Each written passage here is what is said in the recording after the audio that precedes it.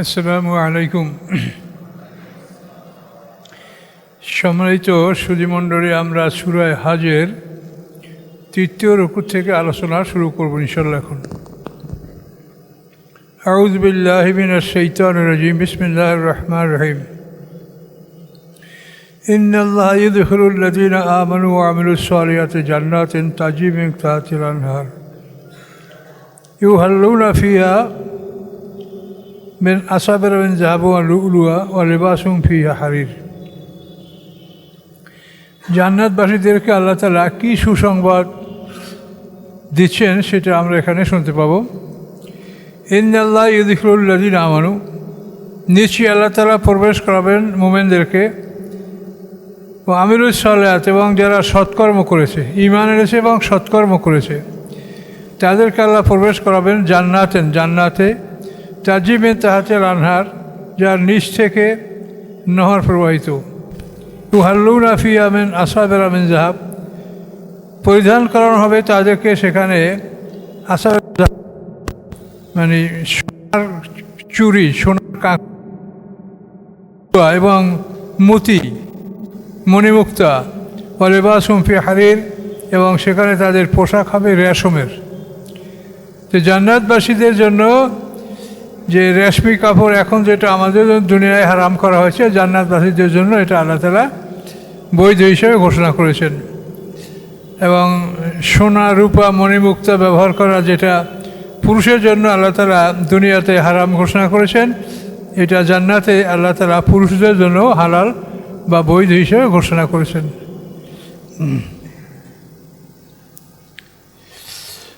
ও হুদু ইলা তাইয়্যিবিন মিনাল কওল, এবং তাদেরকে পথ দেখানো হয়েছিল ইলা তাইয়্যিবিন মিনাল কওল, উত্তম বাণীর দিকে। ও হুদু ইলা সিরাতিল হামিদ, এবং তাদেরকে পথ দেখানো হয়েছিল প্রশংসিত আল্লাহর পথ। এই যাদেরকে আল্লাহর পথ দেখানো হয়েছে তারাই এই মর্যাদা লাভ করবে। ইন্নাল্লাযীনা কাফারু, এখন আসেন বিপরীত। ইন্নাল্লাযীনা কাফারু, নিশ্চয়ই যারা কুফরি করে, ওয়াসুদ্দুনা আন সাবিলিল্লাহ, এবং বাধা দেয় আল্লাহর পথ থেকে, আল মসজিদুল হারাম, এবং মসজিদে হারাম থেকে মানুষকে বাধা দেয়। আল্লাযী জাআলাহু লিন-নাসি ফীহি সাওয়া'আন আল-আকিফু ফিল বাদ, যেই মসজিদকে আমি করেছি, আমি যেটা আল্লাহ বলেন, আল্লাযী জাআলাহু লিন-নাস, আমি করেছি এই মসজিদকে মানুষের জন্য, সাওয়া'আন সমান, আল-আকিফু ফিল বাদ, স্থানীয় বা দূরবর্তী, স্থানীয়রা হোক অথবা দূরবর্তী হোক, সবার জন্য আমি সেখানে সবার সমান অধিকার প্রতিষ্ঠিত রেখেছি। ওমা ইউরিদ ফীহি বিইলহাদিন বিযুলমিন, এবং যে ইচ্ছা করবে সেখানে কোনো ইলহাদ করতে জুলুমের সাথে, নুযিকহু মিন আযাবিন আলিম, আমি তাকে স্বাদ গ্রহণ করাবো কষ্টদায়ক শাস্তির। তো এখানে দেখেন, কোরআন পাককে এই জন্য আল্লাহ তাআলা বলছেন আয়াতা মুতাশাবিহা মাসানিয়া, এই আয়াতগুলি কোরআনের মুতাশাবিহান, মানে একটার সাথে আর একটা সামঞ্জস্যপূর্ণ, এবং এটা দুই করে মাসানিয়া, মানে একটা দেখেন উপরে জান্নাতের কথা বলা হলো, আবার পরেই দোজখের কথা বলা হলো। তো এই জন্য এটা মাসানিয়া বলা হয়েছে, যে কোরআনের প্রত্যেকটা বিষয়ই দুটো, একটা জান্নাত একটা জাহান্নাম, এই দুইটা বিষয়ে আলোচনা করা হয়েছে কোরআনে প্রত্যেকটা ক্ষেত্রেই। ওয়াইদ বাওয়া'না ইব্রাহিমা মাকানাল বাইত, যখন আমি স্থান দেখিয়ে দিলাম ইব্রাহিম আলাইহিস সালামকে মাকানাল বাইত, বাইতুল্লাহর ঘরের, মানে বাইতুল্লাহর ঘর, আল্লাহর ঘর কোনখানে তৈরি করতে হবে, এটা ইব্রাহিম আলাইহিস সালামকে আল্লাহ তাআলা দেখিয়ে দিয়েছেন। যেহেতু নূহ আলাইহিস সালামের প্লাবন থেকে আরম্ভ করে ইব্রাহিম আলাইহিস সালাম পর্যন্ত 10 পুরুষ পর্যন্ত এখানে আল্লাহর ঘর ছিল না। কাজে এই 10 পুরুষ পরে ইব্রাহিম আলাইহিস সালাম আবার সেই কাবা ঘরের পুরাতন ভিতের উপরে মসজিদ নির্মাণ করেছেন। এই জন্য ফেরেশতারা ইব্রাহিম আলাইহিস সালামকে এই ভিতটা দেখিয়ে দিয়েছেন, মাটি খুঁজে কোদাল দিয়ে মাটি খুঁড়ে ভিতটা বাইর করে দেখিয়ে দিয়েছেন যে এইটার উপরে আপনি ঘর নির্মাণ করেন। প্লাবনের সময় শুধু ঘরের ছাদটা এটা বন্যায় ভাসিয়ে নিয়ে গেছিল, আর জরুরি জিনিস যেগুলো ছিল তা আল্লাহ রেখে দিয়েছিলেন ওখানে কাছাকাছি, যেমন হাজারে আসওয়াদ, তো তাকে রেখে দেওয়া হয়েছিল আবু কুবাইস পাহাড়ে, জিবরিল আমিন রেখে দিয়েছিলেন।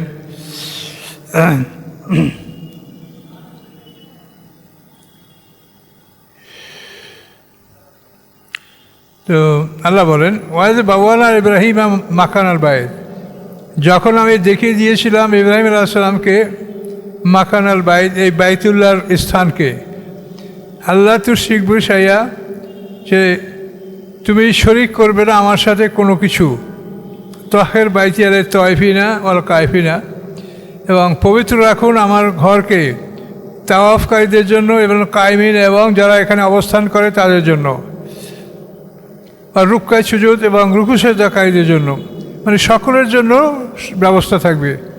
যারা তওয়াফ করবে তাদের জন্য থাকবে, যারা ওখানে মানে স্থায়ীভাবে অর্থাৎ নামাজ পড়বে তারা তাদের জন্য, রুকু সেজদা করবে তাদের জন্য, সবার জন্যই ওখানে ব্যবস্থা থাকবে, কেউ যেন বাধাগ্রস্ত না হয়। ও আযযান ফিন নাসি বিল হজ, এবং কাবাগর নির্মাণ করার পরে আল্লাহ তাআলা ইব্রাহিম আলাইহিস সালামকে ঘোষণা দিয়ে দিলেন যে আযযান ফিন নাসি বিল হজ, আপনি ঘোষণা করুন মানুষের মধ্যে হজের ব্যাপার। এই আযযান মানে আজান দেওয়া, যেটা আমরা আজান দিই নামাজে, এই আজানটাই হজের জন্য ইব্রাহিম আলাইহিস সালামকে আল্লাহ তাআলা আজান দিতে বলেছেন, যে হজের জন্য আজান দেন আপনি। তো আপনি যদি আযযান ফিন নাসি বিল হজ, আপনি আজান দিন মানুষের মধ্যে হজের জন্য, ইয়াতুকা আসবে মানুষেরা আপনার কাছে, রেজালান পায়ে হেঁটে, ও আলা কুল্লে দাবেরিন, এবং প্রত্যেক দুর্বল উটির উপরে সওয়ার হয়ে, ইয়াতিনা মিন কুল্লি ফাজিন আমিক, এবং তারা আসবে সকল দূর দূরান্ত রাজপথ হতে, দূর দূরান্ত পথ থেকে মানুষরা হজের জন্য ছুটে আসবে। তো এই হজের জন্য আহ্বান করতে আল্লাহ তাআলা আদেশ করেছেন। তো এখানে ইব্রাহিম আলাইহিস সালাম সম্পর্কে তাফসীরে বলা আছে যে তিনি আবু কুবাইস পাহাড়ের উপরে বসে হজের আহ্বান জানিয়েছিলেন। আর অন্য বর্ণনা আছে যে ইব্রাহিম আলাইহিস সালাম যে মাকাম ইব্রাহিম, যেই গৃহে যেই পাথরের উপরে দাঁড়িয়ে উনি কাবাগর নির্মাণ করেছেন, সেই পাথরের উপরে দাঁড়িয়ে উনি হজের জন্য মানুষকে আহ্বান করেছেন, এবং তার হজের এই আজানে যারা সাড়া দিয়েছে তারা ইনশাআল্লাহ কিয়ামত পর্যন্ত হজ করতে পারবে। হয়তো আমরা যারা এখনও পৃথিবীতে আছি বা যারা আসে নাই, সবার জন্য এটা ইব্রাহিম আলাইহিস সালামের ওই আজানে সারা আমরা সবাই দিয়েছি, এবং যারা দেয় নাই তাদের ভাগ্য খারাপ, তারা তো অন্যরকম। লিয়াশহাদু মানাফিআ লাহুম, তারা এখানে দেখবে তাদের উপকারগুলি, এখানে যারা হজ করতে আসবে তারা উপকারগুলি দেখবে, যেখানে এই বাইতুল্লাহ জামাতের সহিত জামাত আদায় করলে 1 রাকাতে 1 লক্ষ রাকাতে সব পাবে, এটা বিরাট সওয়াবের জায়গা। এরপরে এখানে আছে হাজারে আসওয়াদ, মাকাম ইব্রাহিম, তারপরে রুকনে ইয়ামানি, এই সব কিছু আছে, এগুলি আল্লাহ বলছেন এগুলো দেখার মতো দেখবে, এবং এর মাধ্যমে তোমরা ফায়দা উপকার লাভ করবে।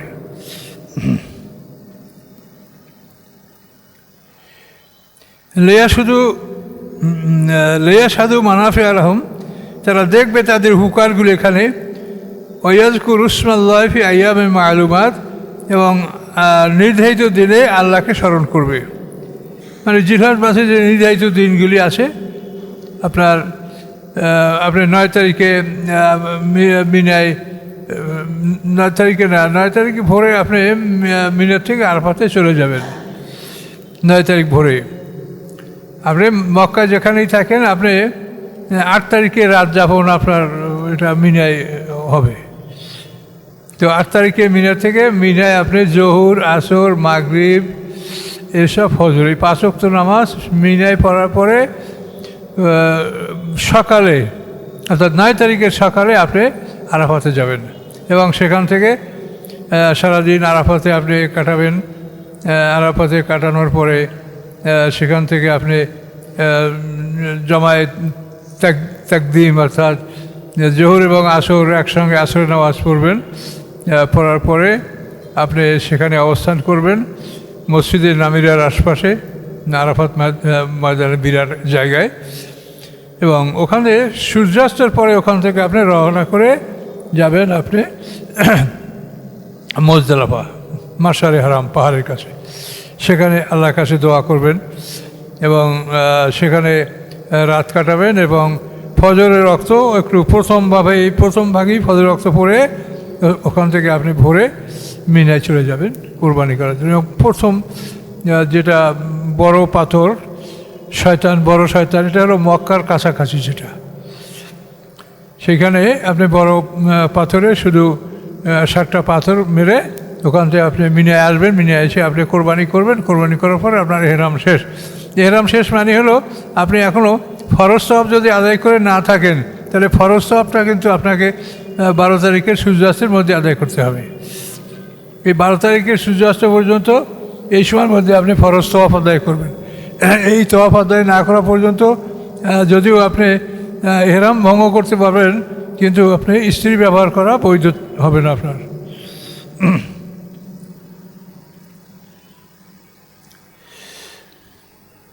লিয়াশহাদু মানাফিআ লাহুম, তারা দেখবে তাদের উপকারগুলি সেখানে। ওয়াজকুরু ইসমাল্লাহি ফি আইয়ামিন মা'লুমাত, এবং স্মরণ করবে সেখানে নির্ধারিত দিনে আল্লাহকে।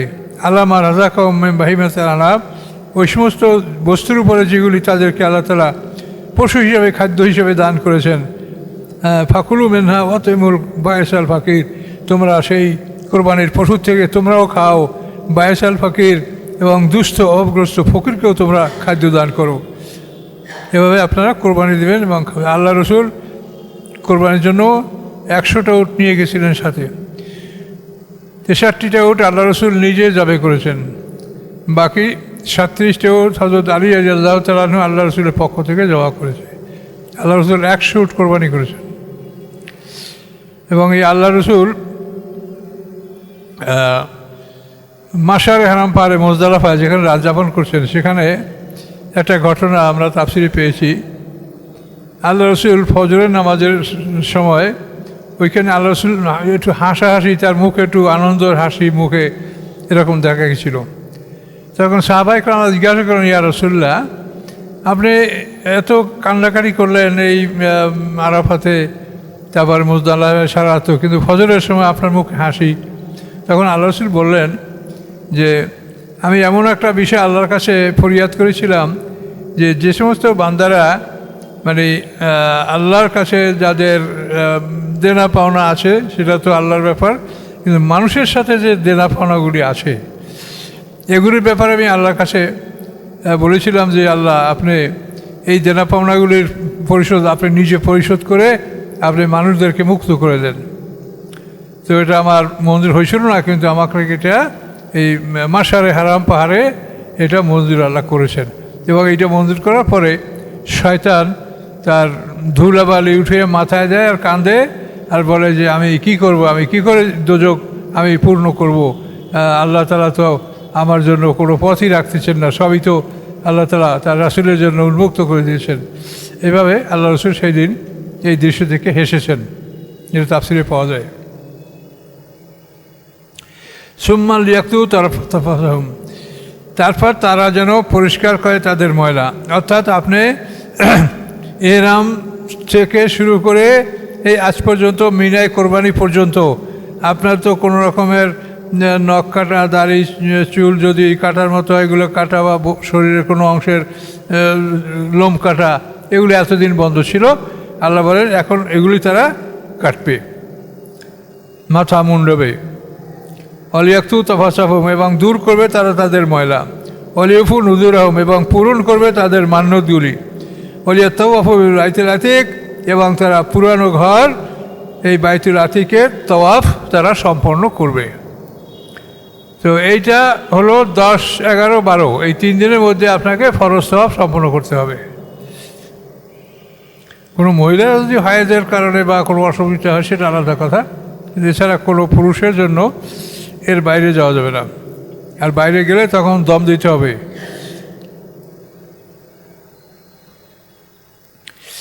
জালিকা মা ইয়াজমু হুরমাতিল্লাহ, আল্লাহ বলেন এগুলি এই জন্য যে আল্লাহর এই যে হুরমাত যেগুলি আল্লাহ যেগুলি হারাম করেছেন এগুলিকে যারা সম্মান করে ফাহুয়া খায়রুল্লাহ ইনদা রাব্বি, এগুলি উত্তম তাদের জন্য তার রবের নিকট। ওহিল্লাত লাকুমুল আরাম, বৈধ করা হয়েছে তোমাদের জন্য সমস্ত পশু সম্পদ, ইল্লা মা ইউতলা আলাইকুম, ব্যতীত ওই সব যা তোমাদের উপরে তেলাওয়াত করা হয়েছে। কী তেলাওয়াত করা হয়েছে? অল খাইলা ওয়াল বেগার ওয়াল হামিরা, এই কটা। অল খাইলা ওয়াল বিগালা ওয়াল হামিরা লেতার কাবুহা ওয়াজিনা, এই কটা নিষেধ করা হয়েছে। এটা বলা হয়েছে যে তেলাওয়াত করা হয়েছে। ঘোড়া, গাধা, খচ্চর। তবে জঙ্গলি গাধা খাওয়া যাবে, আর গৃহপালিত গাধা এইটা খাওয়া নিষেধ।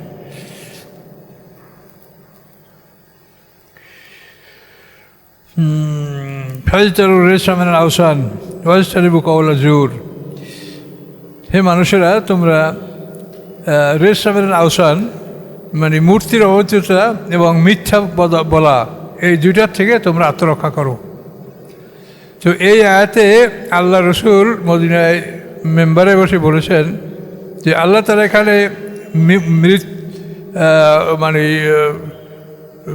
যে যে শয়তানের যে অপবিত্রতা, শয়তানের যে অপবিত্রতা এটার থেকে এবং মিথ্যা বলা থেকে আল্লাহ একই সঙ্গে নিষেধ করেছেন। তো এই জন্য আল্লাহ রসুল বলেছেন যে মিথ্যা কথা বলা এটা হলো মূর্তি পূজার অপবিত্রতার সমকক্ষ, কাজে এটা শিরক পর্যায়ের গুনাহ। মিথ্যা কথাটা শিরক পর্যায়ের গুনাহ হিসাবে আল্লাহ রসুল ঘোষণা করছেন এই আয়াতের ভিত্তিতে।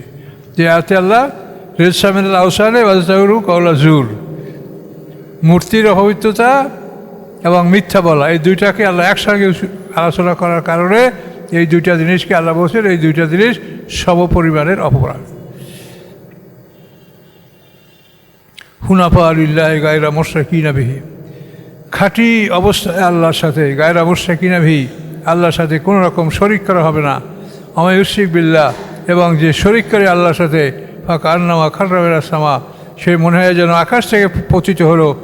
হ্যাঁ, ফাতাফতাহু তায়রু, অথবা তাকে ছো মেরে নিয়ে গেল কোনো পাখি, আর তাহবিবি রিহু মিন মাকানিস সাহিব, অথবা তাকে উঠিয়ে নিয়ে গেল বাতাস কোনো দূরবর্তী অঞ্চলে, বাতাস যেন তাকে আবার কোথাও তুলে নিয়ে গেল। যালিকা মা ইউআযযিম শাআইরাল্লাহি ফাইন্নাহা মিন তাকওয়াল কুলুব, আল্লাহ বলেন এগুলো এই জন্য, এগুলি হচ্ছে আল্লাহর নিদর্শন। এই নিদর্শনগুলি সম্পর্কে আমাদেরকে সজাগ থাকতে হবে এবং এগুলির উপরে সঠিকভাবে আমল করতে হবে। লাকুম ফিহা মানাফিউ আজালে মুসাম্মা, তোমাদের জন্য রয়েছে এই পশু পক্ষীর মধ্যে একটা সওয়াব, একটা উপকার নির্ধারিত সময় পর্যন্ত, অর্থাৎ কোরবানির পূর্ব পর্যন্ত। এ পর্যন্ত আমরা সেগুলিকে চড়বা, ব্যবহার করবা, তার দুধ খাবা, লোম কেটে পশম ব্যবহার করবা, এগুলো থাকবে। কিন্তু এরপরে সুম্মা মাহিল্লু এলা বাইতুল আতিক, এরপরে এগুলির স্থান হলো বাইতুল আতিক, অর্থাৎ পুরাতন ঘর। এই ঘরের কাছে তাদের স্থান, অর্থাৎ এখানে নিয়ে তাদেরকে কোরবানি করতে হবে।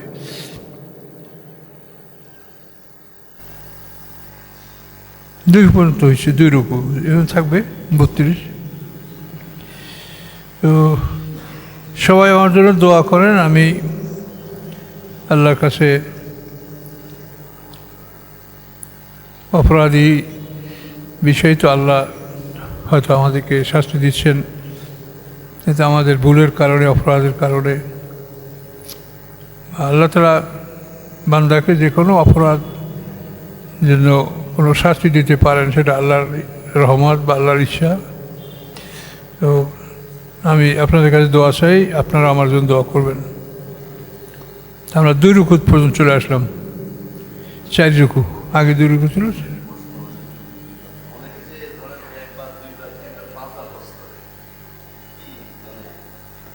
হজ তো একবার ফরজ, হজ একবার করা ফরজ। এখন যদি কেউ 5 বার করে সেটা সে করতে পারে, নফল হজ হবে। প্রথমবার হজ করছে এটাই তার ঠিক আছে, তার জন্য সবাই দোয়া।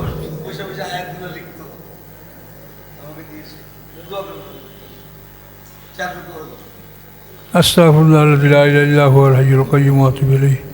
لا حول ولا قوة إلا بالله العلي العظيم اللهم صل على محمد وعلى آل محمد كما صليت على إبراهيم وعلى آل إبراهيم إنك حميد مجيد اللهم بارك على محمد وعلى آل محمد كما باركت على إبراهيم اللهم آمين